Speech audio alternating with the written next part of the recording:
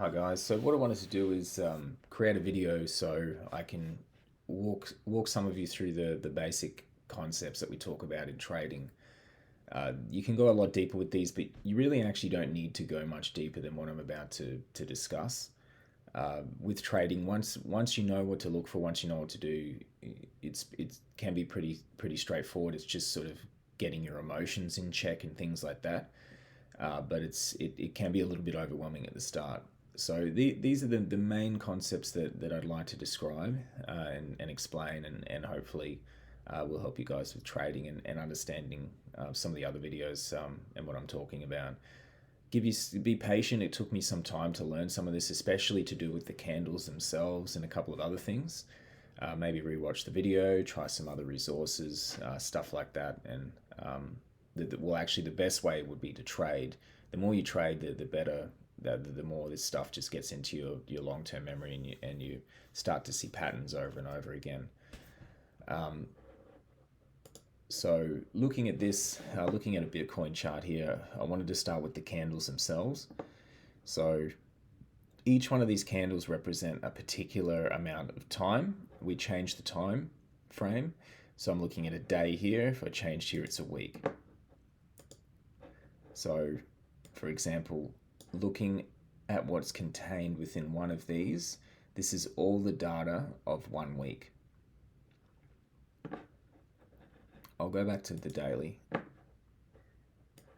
So, for example, what's contained within this candle is essentially all of the information that we have in terms of purchases of whatever this is. This is Bitcoin, but it could be a stock or whatever it is.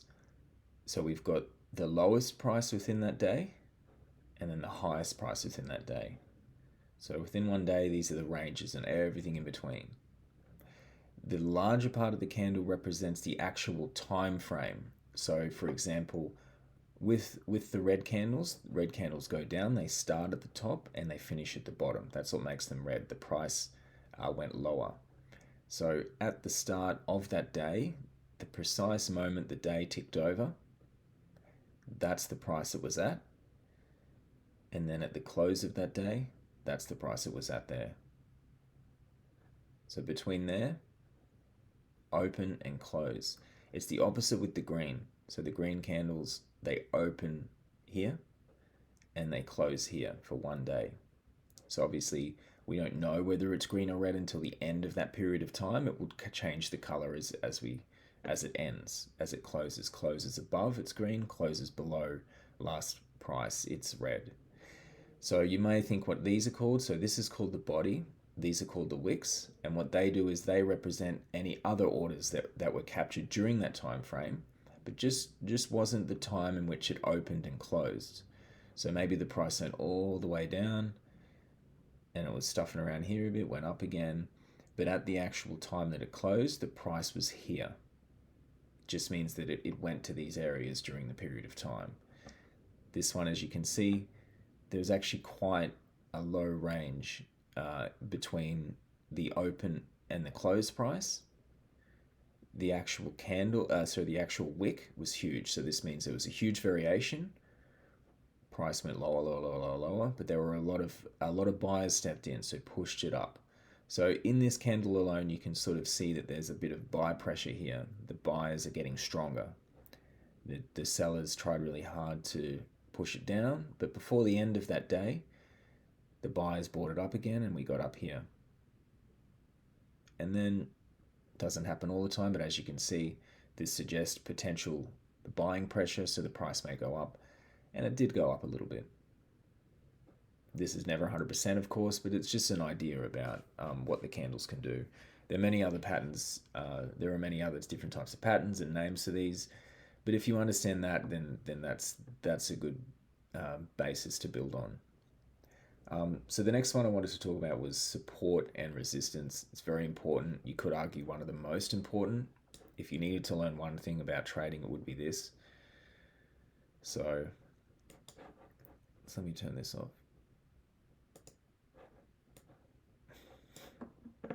So this can take some time to actually start to see very clearly. I suggest if you're having trouble with it to go out as far as you need to go out. You could even go monthly. Monthly doesn't work too great with a lot of coins, but weekly tends to. Weekly makes it clear.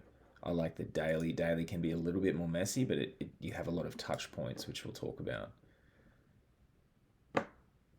So what a support and resistance zone is just an area upon which price tends to rest or have minimal movement. So it's usually, you could say it's a psychological point where the market believes uh, that the price is correct, or it's just a point that the price hasn't been able to get the asset hasn't been able to get above for a period of time because there's just not enough pressure from the sellers or the buyers. So it's a psychological thing, right? People believe it's around this price, so it tends to rest at that price frequently. So to figure out where these are, you can see the touch points for each part of it. Sorry, so you can see the multiple touch points for each area. So for example, let's find a really obvious one here. So let's look at this one. We have an area here where we can see price is touched, but and turned around. So it came into this area and then went back up. Came into this area, then went back up. Let's make this a bit bigger. And it's happened a fair few times. So this is because this is above, actually, no, it's on the price. You could even argue it's below the price. Yes, so that would be support. So think of something that supports something is generally under it. This is what we call support. Actually, no, resistance. It's a little bit above. So resistance is above the price because you know if something is resisting in front of you, it's generally on you or in front of you, a wall or a door. And that's why we call it resistance. So if we look at this, we've got 1, 2, 3, 4, maybe 5, 6 or so, and that's very strong. So I'll draw these as an area, not necessarily. Some people draw lines. It's more of an area that price tends to rest. And then we have a resistance zone. So these are important to identify. And then let's see if we can find another one. So we're looking for areas like this. There's a couple there, so we could draw that in. That's a support because it's underneath.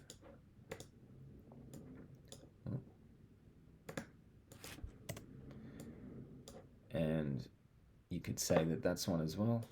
You've got a whole sort of line of price just touching this area, resisting, being supported, and then bouncing off, being supported, bouncing off.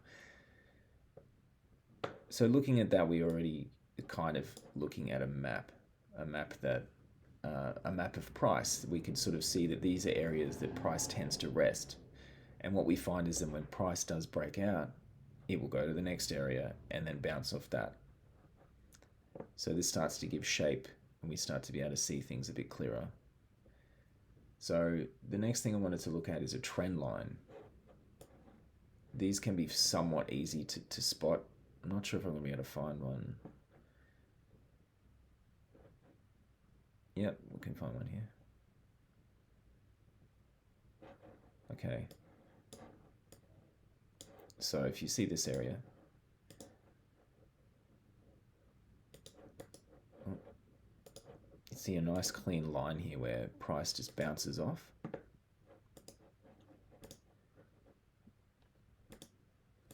And that's what we call a trend line. So we can say somewhat confidently that if price was to, after say looking at this, say price was around here, if it was to come back up, it would most likely statistically bounce off and go back the other direction, like it has many times. 1, 2, 3, 4, 5, 6 times or so. So this is what we call a trend line. You can find them all over the place. They're constantly happening on all time frames just by looking at it. These are very important to identify. These are similar to the next thing that I'm going to talk about, which is a volatility channel. So with these, it's similar to a trend line, but we look at a channel. So we get a parallel tool out, and we're just identifying two trend lines, and this looks like a channel. So we have areas upon which price changes direction. It sort of travels between these two lines, up and down. These again are all over the place.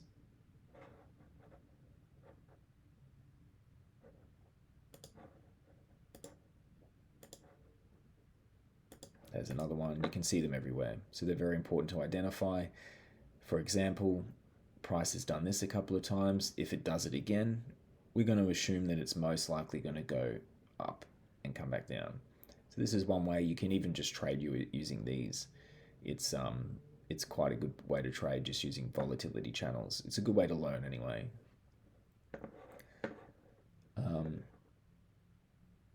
So the next thing I wanted to talk about is breakout. So if we have a look at what this means, let's say, get rid of this one. The term breakout is a breakout of price from a certain level.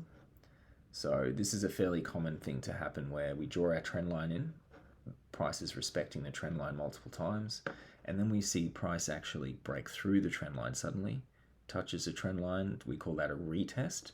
So breaks through, retests, breakout, and then the price tends to jump, as it has in this case, to the next support level. Another breakout here, the next level. So this is a very common thing. So volume is pretty straightforward. This is a volume here, and this is basically just the volume of traded asset. So it could be Bitcoin, could be shares, whatever it is. You can compare them to each other. Large volume, smaller volume, contained within each candle. So the last two things I wanted to talk about were these two indicators that I use. These are generally the only two that I use. Sometimes I play around with a few, but these are the main ones. This one is OBV. This is to do with volume, on balance volume. So it's a chart that shows you how volume moves with price. This can show you divergence, which is really important to see potentially where price may go in the future. So for example, the way it works is that price will move up and OBV will move up depending on how much volume there is. So let's say if price goes up, there's a little bit of volume and it goes up again with a lot of volume, it will go up, but it'll go a lot more. It'll actually go higher than the price goes, if that makes sense. So we call that divergence. This will sometimes change structure to this. So if these are the same, it just means volume is supporting where we're at. So here's some here. You can see here that price is going up, up, higher, high, higher, low, higher, high, higher, low, and peaks here, right? But you can see here with OBV, it's actually going down, going lower. So what we call that is bearish divergence. So what it means is the volume on the moves up just aren't very strong when we consider volume. So this starts to go down when this starts to go up. So it looks like it's about to go down, even though price is going up. And then that's what we see. It's not 100%. We wait on price action to confirm. But that's actually what happened in this case. It starts going down. And RSI is the same, but it's to do with the price, the speed of movement of the price itself. So we look for the same things. We look for divergence in here, but it's based on the speed of the movement of the price. Volume isn't considered in there. So I'll change this back over. Yeah, so that was it, guys. Let me know if you have any questions. Cheers.